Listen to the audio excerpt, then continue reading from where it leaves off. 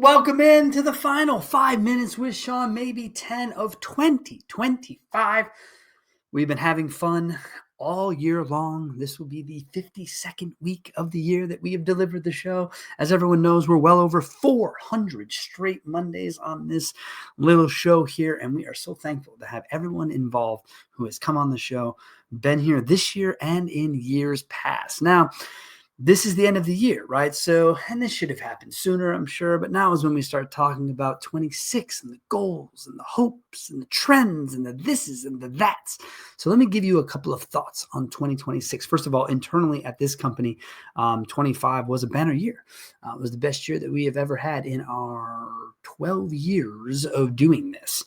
It has been outstanding. It's been so much fun to watch happen. And we do it by working hard, taking care of our clients, and being nimble, not being stuck in our ways. And so we do not have traditional goals. I do not have a monthly sales goal. I do not have a revenue goal. I do not live in any of that goal-related world. And I get a lot of shit for it from a lot of my friends who are C-suite executives and even people who are not C-suite executives and just managers of stores going, what do you mean you don't forecast, you don't look at, you don't consider, you don't hold people to goals? No, I don't.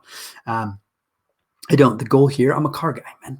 The goal here is constant growth. 12 years in a row, we've done it every single year. We have grown more than the previous year, which is pretty cool. Will that continue? Yeah, it will.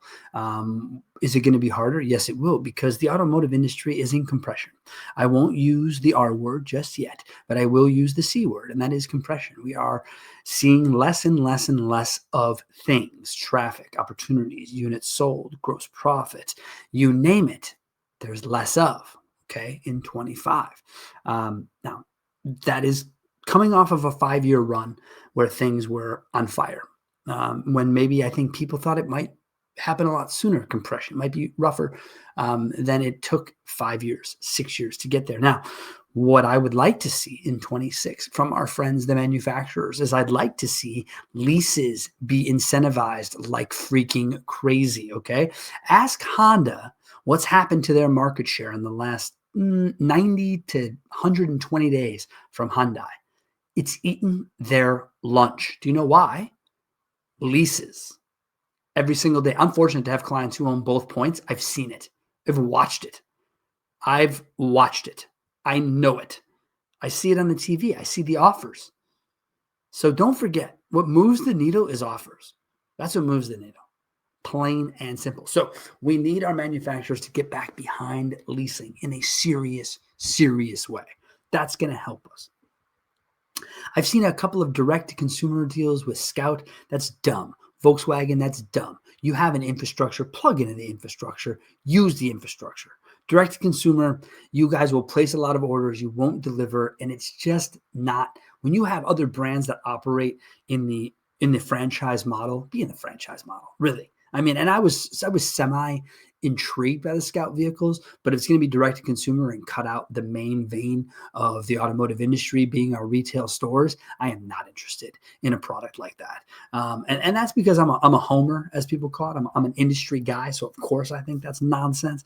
I've always thought direct to consumer is nonsense. I can guarantee you Tesla would be a bigger, badder deal had it gone the traditional route. There's just no question. If that dude would have stuck to making cars instead of trying to make ways happen, adoption, everything would have happened quicker. You can argue with me about it all day long. It's an argument I'm willing to listen to people on. It does not mean that will change my mind or that it is not correct that it would have happened. So in 26, some of the other trends, obviously the AI stuff is only going to get worse. And by worse, I mean more bullshit out there. There are plenty of people you should be following. Brent Weiss, Sean Rains, Todd Smith, these people, they understand AI at a different level. But for us, AI is, it has its uses, but I've never actually used Gemini, ChatGPT, or anything in my life. And honestly, with all my heart, I am going to do my very damnedest to never actually touch one of those things because I like the creative part of my life. I like coming on here, having original ideas for a podcast. I like the idea of writing my own posts with my own grammar errors and my own shit. Okay? I like it. That's why I like driving my own car, and a self-driving car sounds fucking miserable. Okay, it's control. It's about being on the road, being in the car. That's what I'm talking about. That's the future that I want to live in, right? So in 26, you're going to see more of it. I'm going to tell you most of what you are going to see at the NADAs, at any other show you might attend outside of Being Social, September 22nd, Madison, Wisconsin.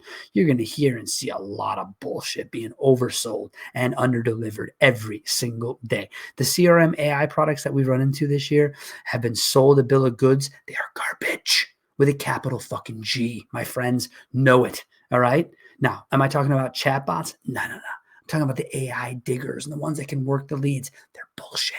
You're better off with humans. Okay.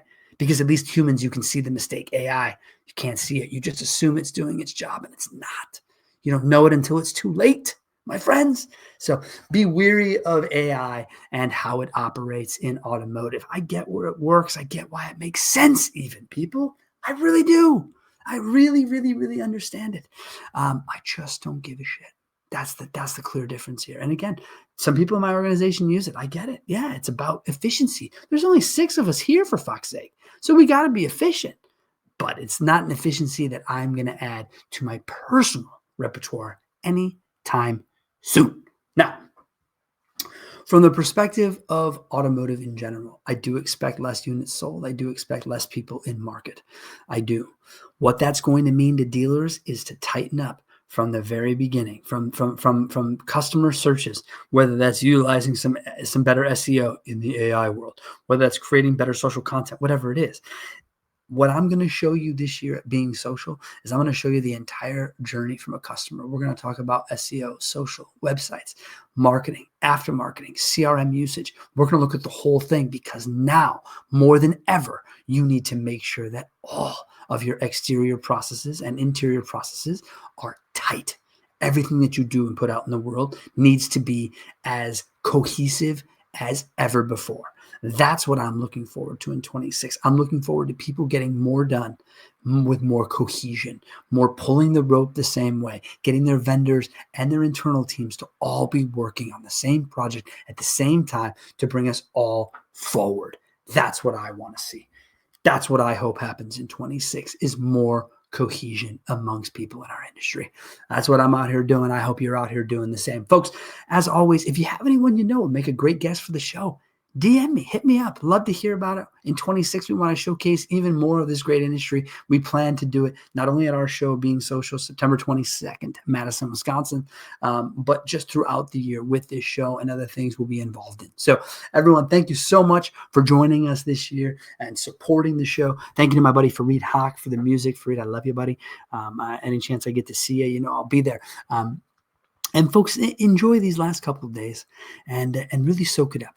And then once it turns January 1st, the clock starts over again. So enjoy your New Year's Day. But then we got to get back to work and we got to start another whole year over to kick some real ass. And again, to really, really solidify the message of leaving this industry better than we all found it. Thank you all so much. Have yourselves a wonderful and safe New Year's Eve and New Year's Day.